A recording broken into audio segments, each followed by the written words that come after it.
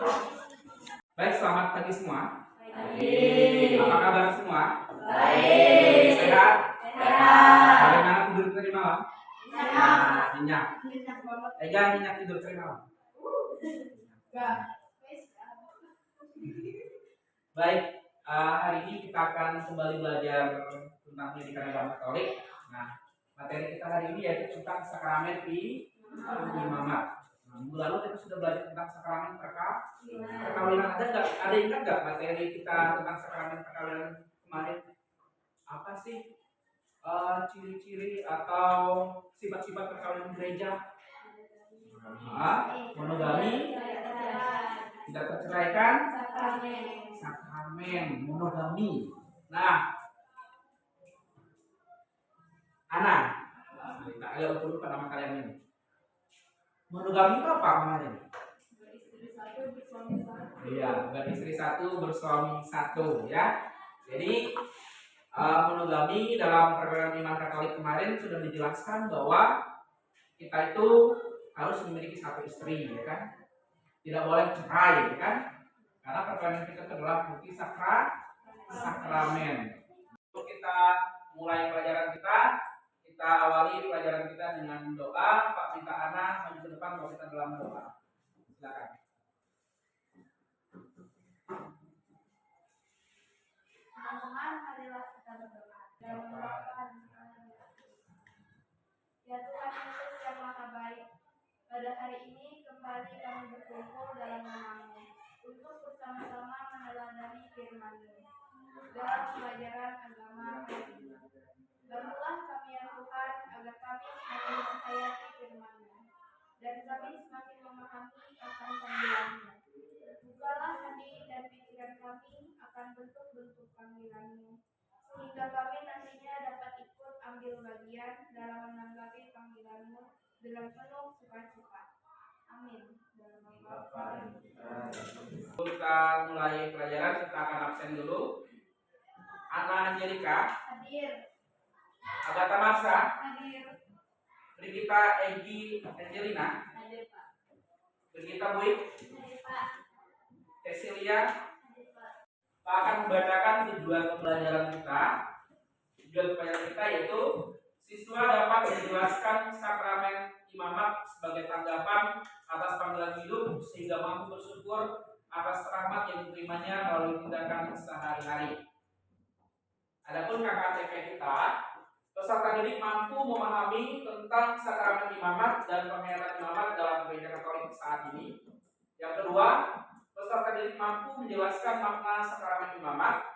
Yang ketiga, peserta didik mampu menjelaskan syarat-syarat menjadi seorang imam. Yang keempat, peserta didik mampu menunjukkan sikap hormat dan penghargaan terhadap para imam melalui tindakan nyata sehari. Adapun pemahaman bermakna kita yaitu memahami makna sakramen tabisan atau imamat sehingga berperan aktif dalam mendukung kehidupan para imam. Nah, pernahkah kamu bertemu dengan seorang imam pastor? Pernah. Di mana saja? Di gereja. Ya, pastor tinggal di mana? Di pastoran. Kedua, apa yang kamu ketahui tentang tugas seorang imam? Memimpin ibadah Ekaristi. Memimpin ibadah Ekaristi. Apalagi? Menjadi penggawa para Menjadi gembala para umat. melayani pelayanan sakramen. Oh ya, melayani pelayanan sakramen. Ya, ini tugas dari seorang imam ya, seorang pastor. Selain dia sebagai pemimpin ibadah, pemimpin Ekaristi, melayani sakramen dan juga sebagai pemimpin umat. Pada materi sakramen imamat ini, Pak akan menampilkan video. Silakan kalian simak videonya baik-baik ya, tonton kurang lebih 30 menit. Kita tonton videonya. Nanti Pak akan bertanya sama kalian, tolong kalian simak baik-baik ya. Kalian yang akan Pak putar.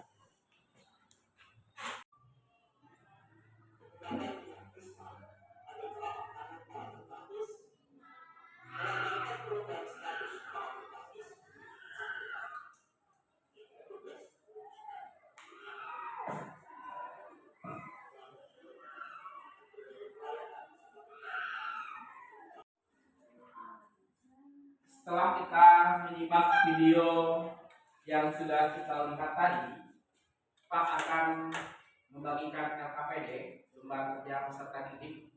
Kita buat 2 kelompok saja. Kelompok pertama ini Ega Inita sampai ke Wik, kalian buat 1 kelompok. Itu ada Marsya berempat buat 1 kelompok ya. Silakan buat kelompok sekarang. Pak akan membagikan kita LKPD, lembar kerja peserta didik. Silakan kalian kerjakan sesuai petunjuk yang ada di LKPD.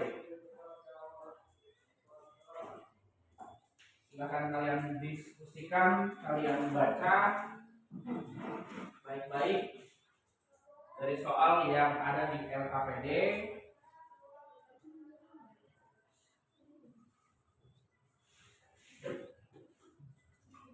Setelah didiskusikan, dikerjakan, nanti akan mengambil kelompoknya satu persatu untuk maju ke depan menyampaikan hasil presentasinya.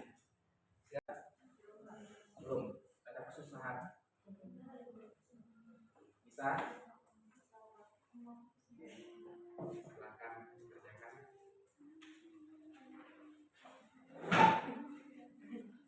Kelompok 1 silakan.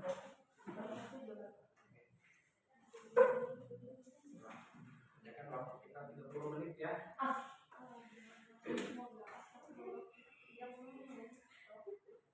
Waktu kita 30 menit untuk mengerjakan LKPD. Sudah selesai semua? Sudah. Baik, silakan dimulai dari kelompok 2 untuk mempresentasikan hasil kerja kalian, LKPD kalian, salah satu saja yang maju ke depan untuk membacakan presentasinya. Silakan.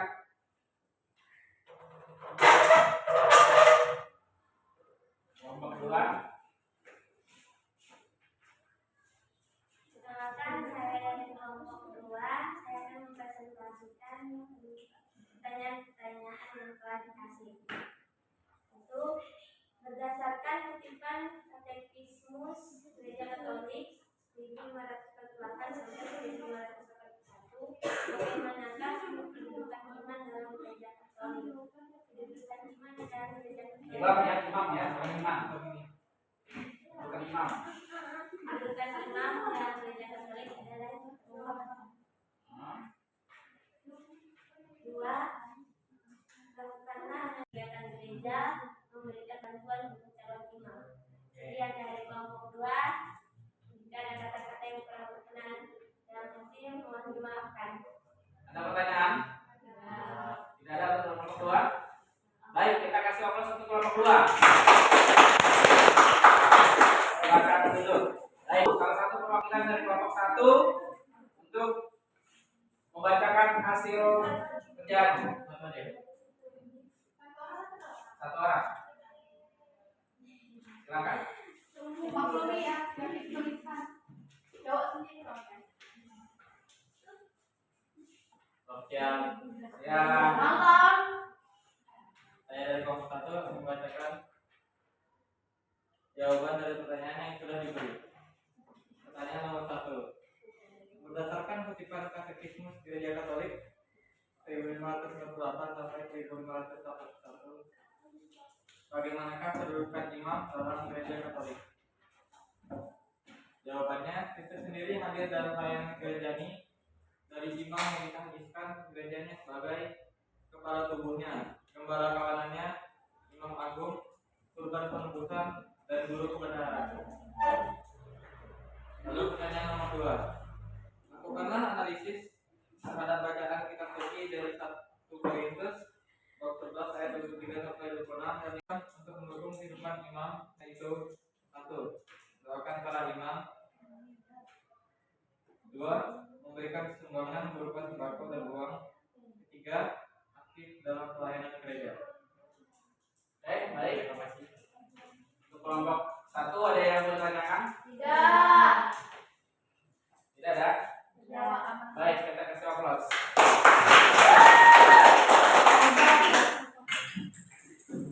Baik, tadi kalian sudah mengerjakan LKPD dan mendiskusikannya. Jadi kita melihat tadi kedudukan para imam baik dalam katekismus dari katekismus Gereja Katolik. Jadi kedudukan imam itu sebagai pengganti para rasul ya. Nah, imam ini mempunyai tugas sebagai pemimpin jemaat, pengembala. Mereka juga sebagai pelayan sakramen. Jadi kedudukan imam dalam gereja Katolik itu sangat berperan penting. Lalu tadi kita sudah melihat, lakukanlah analisis terhadap bacaan kitab suci dari 1 Korintus. Apakah tugas yang diberikan kepada para rasul? Tadi kita sudah melihatkan tugas yang diberikan oleh Tuhan kepada para rasul, yaitu apa? Mereka diberikan tugas untuk melakukan ekaristi. Lakukanlah ini untuk kenangan akan daku. Jadi jelasnya di situ ya, bahwa tugas imamat itu diberikan oleh Tuhan secara langsung. Nah, selain itu juga mereka diberikan kuasa untuk mengikat dan melepas dosa. Setelah kita melihat bahwa Tuhan secara langsung memberikan tugas jabatan imamat untuk para rasul, dan itu diteruskan hingga hari ini kepada para pastor melalui sakramen imamat. Nah, sudah jelas ya bahwa imamat itu sebagai penegasan pada materi kita ini akan membacakan pertama sakramen imamat. Sakramen imamat adalah sebuah sakramen yang penuh rahmat yang mengubah dan menguduskan seseorang menjadi pemimpin gereja, yaitu imam. Dengan rahmat khusus, seseorang yang ditabiskan melalui penumpangan tangan serta doa tabisan uskup mampu melaksanakan kuasa suci atas nama dan wewenang Kristus untuk pelayanan umat Allah. Tabisan ini memberinya tugas khusus untuk melayani umat beriman dengan cara yang unik dan istimewa. Tugas khusus dari sakramen imamat ialah pertama tugas kenabian, yaitu mengajar, mewartakan Injil, menafsir kitab suci, memberikan pembinaan rohani. Ini tugas dari para imam. Yang kedua, tugas yaitu sebagai imam. Tugas imamat menguduskan, yaitu merayakan ekaristi, memberikan pelayanan sakramen lainnya, memimpin doa dan liturgi. Yang ketiga, tugas sebagai raja, yaitu tugas kepemimpinan, di mana seorang imam itu tugasnya itu mengembalakan umat, menjadi teladan dan membangun komunitas. Adapun tingkatan dalam sakramen imamat, baik sekarang kita masuk kepada refleksi. Ada 3 pertanyaan dalam refleksi ini. Pertama, mari kita hening semua, tinggalkan pulpen kalian. Kita masuk kepada refleksi. Apa yang menarik tentang sakramen imamat? Mengapa?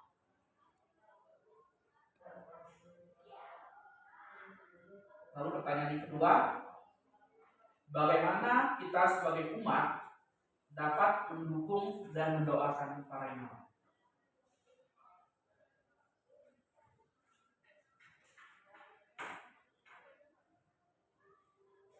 Lalu yang ketiga, bagaimana kamu dapat menerapkan nilai-nilai pelayanan yang diwariskan oleh para imam dalam kehidupan sehari-hari?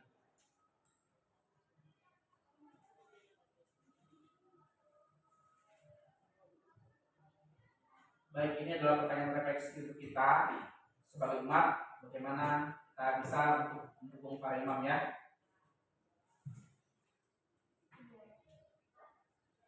Saya rasa cukup sampai di sini perjumpaan kita.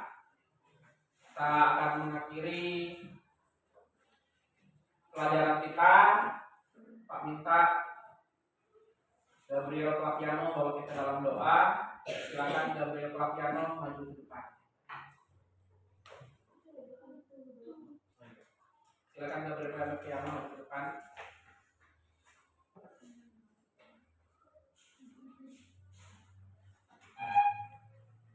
Ada berdoa dalam Bapa dan Anak dan Roh Kudus. Tuhan, kami bersyukur atas karunia sakramen imamat yang Engkau berikan kepada gereja. Melalui para imam, Engkau terus hadir di tengah-tengah kami. Kami mohon agar para imam senantiasa setia pada panggilan-Mu, menjadi teladan bagi umat dan membawa banyak jiwa kepadamu. Berkatilah mereka dari kekuatan Roh Kudus, agar mereka dapat menjalankan tugas suci mereka dengan penuh semangat dan sukacita. Amin. Amin. Baik,